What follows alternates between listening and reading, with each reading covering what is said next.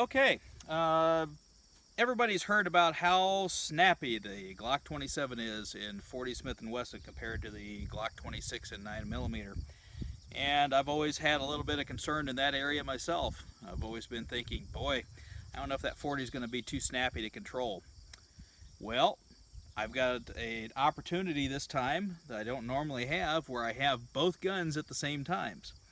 So what I've done is I've got a Glock 26, this happens to be a Gen 4 in 9mm, loaded with standard pressure Federal HST 147 grain.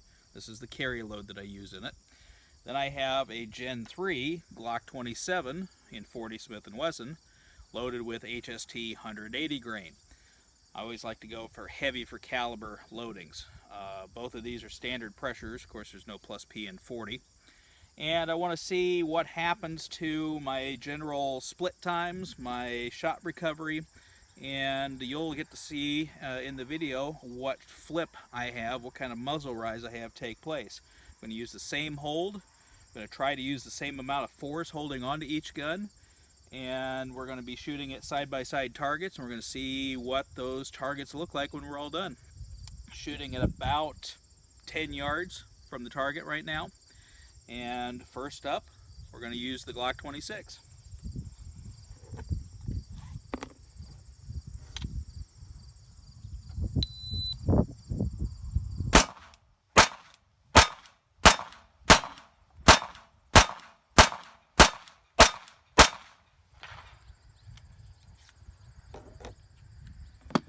Okay.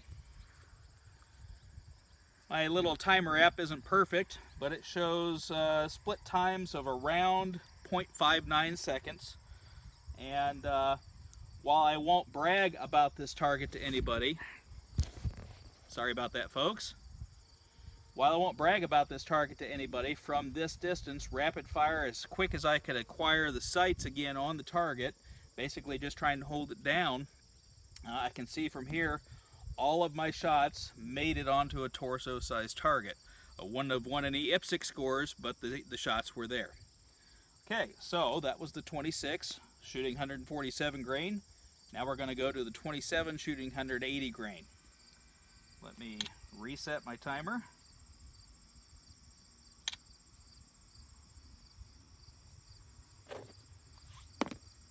Glock 27.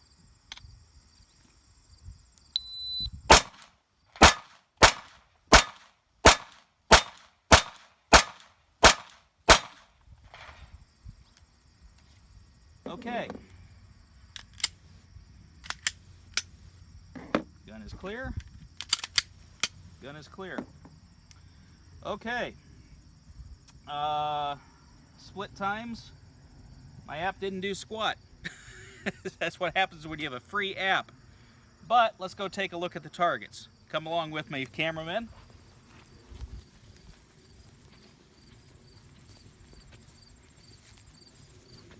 Now, I'm not going to brag about these targets at all, folks, but let's take a look here.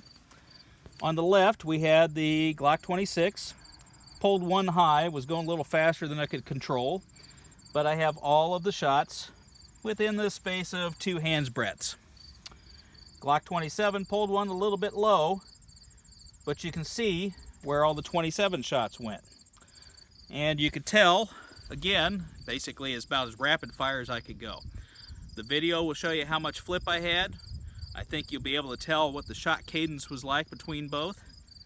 Quite honestly, especially after looking at this, I'll take the 27.